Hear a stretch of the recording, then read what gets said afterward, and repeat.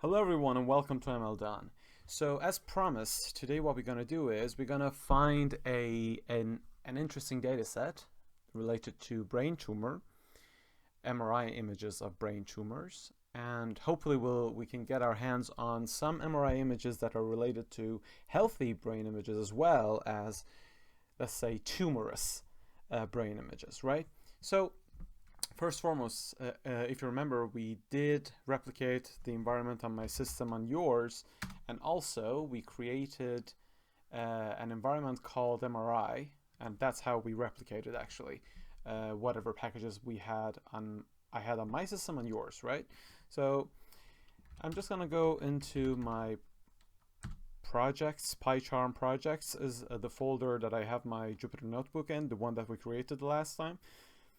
And from here I'm gonna go to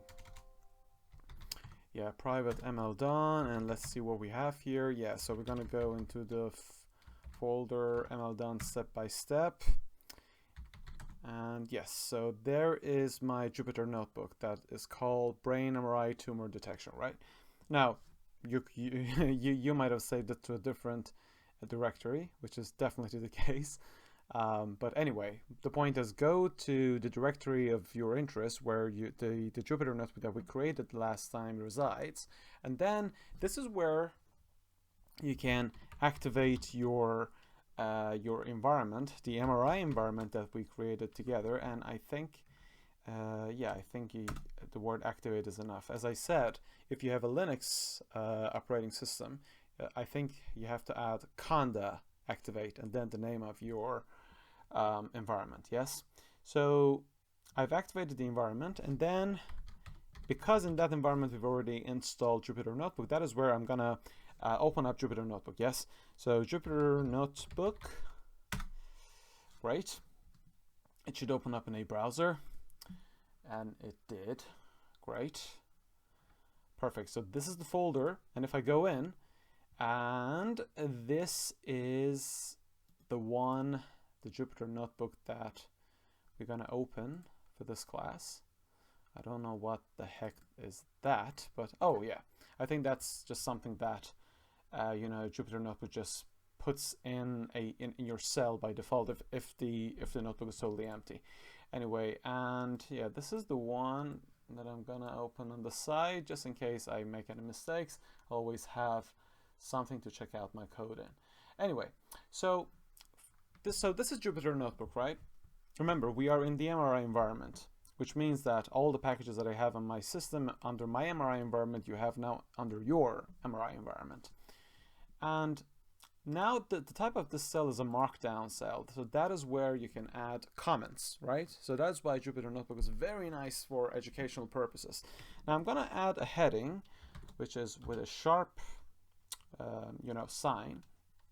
Let's call it finding the, let's get fancier, MRI brain tumor detection data set. Okay, so when you run this, it appears as a header, right? Now the data set that I found for us is from the Kaggle.com. Now, for those of you who are not familiar with Kaggle, so that is a website where there are many different machine learning challenges and competitions take place, and machine learning enthusiasts sort of get pitted against each other, and they try to solve a problem, and the team or the person whose machine learning model performs the best, outperforms everybody else, so that person will be the winner. And I think, if I'm not mistaken, they're very good. I mean, like very nice prizes for the winners. I've never taken part in any of them, to be honest with you, but I've had friends who have taken part, but unfortunately they never won. But that's good stuff. That's good practice. I mean, the whole point is to learn, to be honest with you, at least as far as I'm concerned. Now, finding the MRI dataset, right? So I'm gonna write up, let's find the dataset in the link in, let's say, in this link. Now, if you notice, it looks funny, right? Half black, half red. It's because the type of this cell is a code cell, right? So that is where you can change the type to markdown cell, and all of a sudden it becomes a comment cell or a markdown cell, right? And the link, I'm just gonna copy the link from Kaggle.com over here, right? So the second you click run, it appears as a text, and this is a clickable link, right? Now, if you go there, you now all of a sudden you jump into Kaggle.com, yes? And this is your data set, brain MRI, brain MRI images for brain tumor detection, right? Now, here are, so there are in total 2 folders, right? One is no, one is yes. So as you might have noticed, first of all, the size of the data set is 8.25 megabytes. And in the no folder, we have 98 files. And as you might have noticed, the no folder contains the brain MRI images that, you know, have no tumors. I mean, just by looking at them, you realize that they don't have any tumors. And you might have noticed that every image seems to have a different dimension. So some of them are big, some of them are small. I don't know, so there was one that we just selected that, yeah, exactly, this one is like much bigger than the others, right? So these are the little things that we have to take care of in the pre-processing step. So after we read the data, we have to make sure that we will make sure that you know, all the images will have the same dimension, meaning the height and the width have to be all the same. Anyway, so that's not our concern right now. So, and in the yes folder, just to take a look at the tumorous images, so you see that it's very clear that we have a tumor there. Here we have a tumor in the bottom right corner. Here we have, oh my God, this looks like a terrible, terrible brain MRI image. Yikes. And yeah, and another tumor here. So just to show you some examples, God, we have to be really thankful for being healthy, to be honest with you. Now, let's download this data set, right? So chances are you might have to, I'm not quite sure, but you might have to create an account on Kaggle to be able to download the data set, or you should be able to log in through with your Facebook or your Google account, I suppose. But that's just a very straightforward process, so you're fine.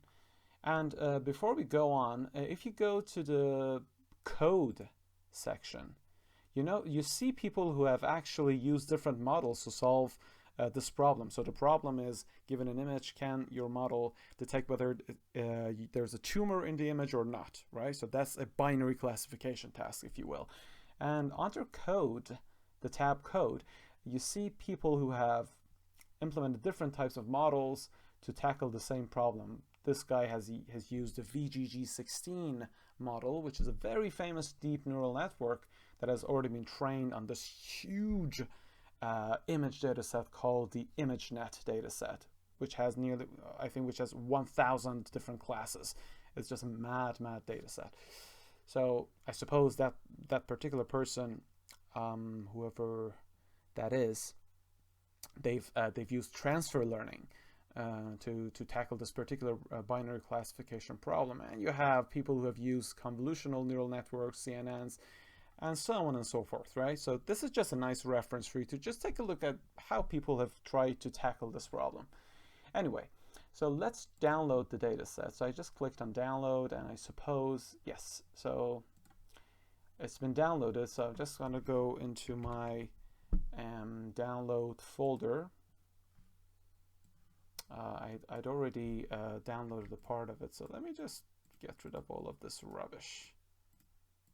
Too many stuff here. I don't like working in a messy environment. Okay, so I'm gonna extract to archive. Perfect. So this is the data set, right? Brain tumor data set, yes, no. I don't know what the difference is between the two folders. So this one has 98 items, this one has 155 items. And what about this one? What is this? 98 items. And this one has 155 items. I think this guy had more, right? No, it's the same number exactly. I'm not quite sure why we have two directories for the same data set, to be honest with you. Let me see. Let me take a look at the data for a sec. So I'll go to, is there a description here? Just so we know what we're doing. So discussion code, task, is it under task? Tumor detection, no. Discussion, no. Interesting that there's no description for this data set. At least not one that I can find. But even they say that there has to be 98 files under the no folder, and there has to be 155 items under the yes folder. So let's just try this folder, right? Let's just give this one a go. I'm just going to copy this. Copy. And guess where I'm going to go? I'm going to go to users. Oops. Sorry. Python projects. So the same directory that I went to in my command prompt, in my command line. So over here, this is where my Jupyter Notebook resides. You don't have to put your data here, but it's good practice to put the data in the same directory that your you know, script is. But you don't have to. Definitely, you don't have to. Okay. So let's put the data here. Great. So we have it here, and then we have no and yes. Great. Okay, that all seems to be all right. Yes. So we have the data and we have downloaded the data. Yes. Next thing. So, you know, the reason I'm writing everything I'm doing here is because I'm gonna upload this notebook on the repository that I've created for this project that I talked to you about in the last video. That is why I want to document everything I'm doing, just so as this, you know, document grows more and more, you know, gets larger and larger, anybody who wants to read it, they would know exactly what we've done throughout the project, because this is gonna be, I think, a big project, because I've thought about very interesting ideas to, you know, to add to this project, all the way to I think tumor segmentation, maybe some discussion on interpretability, generating some interesting heat maps. Anyway, I don't want to give too much away, but at least those are my ideas. Hopefully I'll be able to do all of it. Now, the next thing that everybody should do is to be able to import the necessary packages, right? So import packages, right? Run this. Now, the packages that we're gonna need, definitely we're gonna need Numpy, right? Numpy as NP, right? So I'm just going to putting NP as, so I'm going to use NP to call all NumPy functionalities, right? Instead of having to write NumPy dot this, NumPy dot that. So I just want to, you know, make the code less verbose and sort of more concise and to the point. Okay. Now, next one is I'm gonna use in the future in the next few lectures. I'll start using Pytorch to develop a deep neural network to do our classification. So I'm gonna have to import Torch for sure, right? And if you notice, we've already installed Pytorch. The other thing that we have to you know, import are two sub packages of Pytorch. One is the dataset package, or not the package, sorry, it's better to call it I suppose the dataset class, right? So that is where we're going to inherit from Pytorch's dataset class, so that we could manipulate our brain tumor detection dataset in a very nice and easy way. I'll show you what I mean by inheritance. What does this dataset class looks like, and what does it mean when I say we're going to inherit from it? So all of these big words will be explained and dissected beautifully. So don't worry about any of that. So I'm going to import from Torch, I think utils, if I'm not mistaken. Utils, yes. Utils.data. I'm going to import, actually from this, I'm going to import dataset. And the other one is the data loader. Now this data loader object is going to help us iterate through our data very, very easily. It will help us sort of break our data set into mini batches. And usually the data loader and the dataset object will be paired up together. So you literally pass your dataset object to your data loader, and then the rest is easy peasy. The data loader would grab different bits and pieces of your data and pass it to your model, and the model gets trained with that particular bit, like that particular mini batch of your data. And then the training keeps going and going and going and going, right? So the whole idea is the data loader helps you load your data and manipulate your data, go through your data, iterate through your data very, very easily. Perfect. Don't worry, we will go through all of this. The other one is the globe package. So this one is going to help us go to the directory of our dataset, the Brain Tumor Dataset that we've just downloaded, and grab all the images that are related to different types of tumors or the positive class, and then collect any other image that belongs to the negative class, right? So this package helps us travel in directories and grab all the files with a certain extension that we're interested in. It's a very nice package to read data sets from different directories with, right? The other one is, obviously, we're going to do loads of cool plotting, right? So we're going to plot these images. We're going to plot the performance of our model, the training experience of our model, the well-known package of visualizing stuff in Python is called Matplotlib, right? So I'm going to import matplotlib.pyplot, which is a sub package of Matplotlib. That is the sub package that we're going to use for Matplotlib to do all of our plotting, right? I'm going to import this as PLT. By the way, when I say as PLT, you can put any name you want here, right? Just don't think that has to be exactly this. You can put anything else. You can put Donald Trump. You can put whatever you want here. It's just a name of your choice. But PLT is a well-known conventional name for whoever wants to use this package. By the same logic, NP is a very well-known and traditional abbreviation for anybody who wants to use Numpy.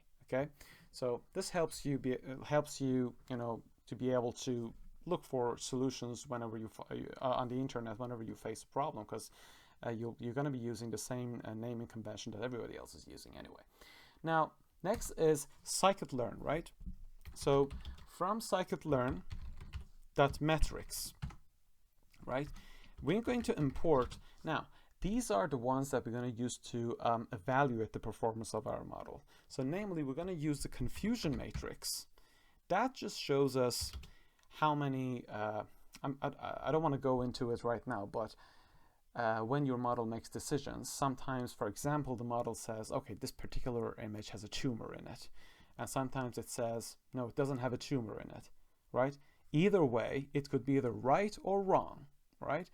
So we're going to have different combinations of right or wrong. So for example, the machine says this is a positive class, and the machine is right, actually. It is indeed a positive class, meaning that there's a tumor there, right?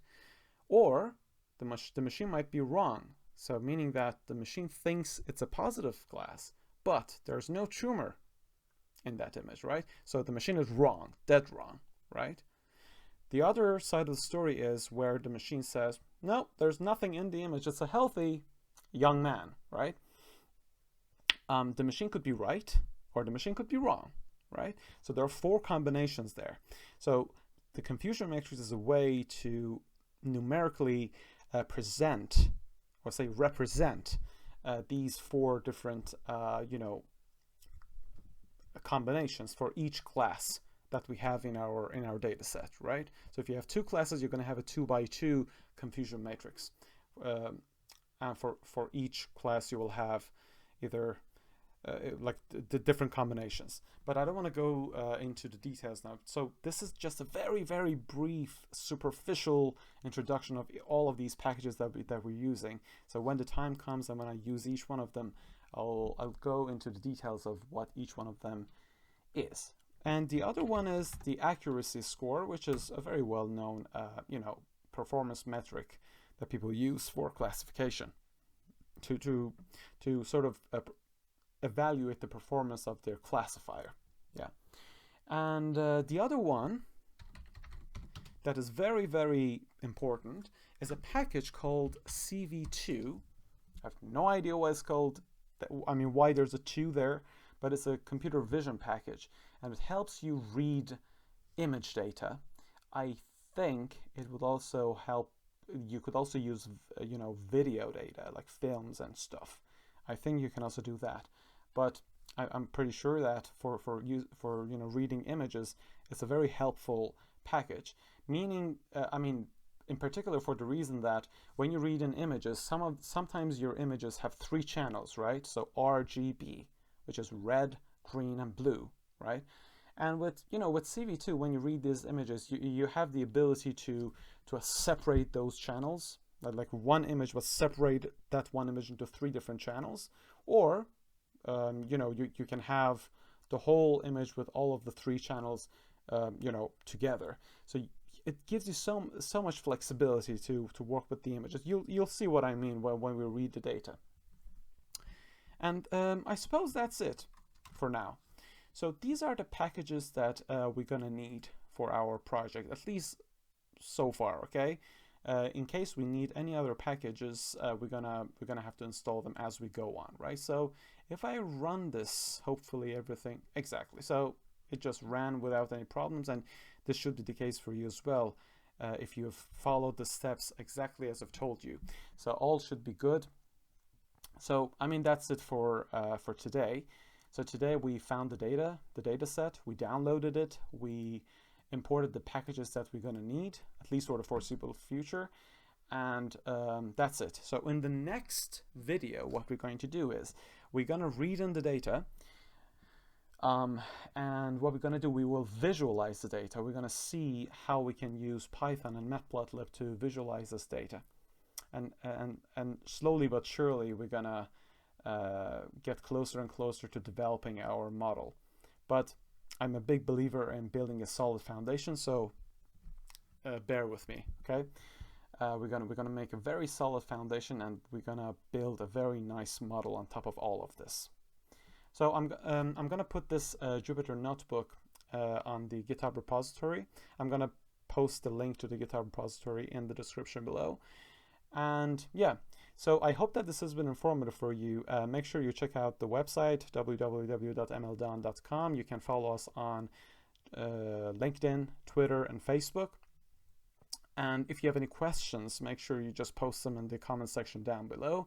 And if you found this video to be helpful, please make sure you subscribe and click on the bell button or the bell icon so that you'll be notified whenever I upload a new video. Perfect. See you in the next one. Bye.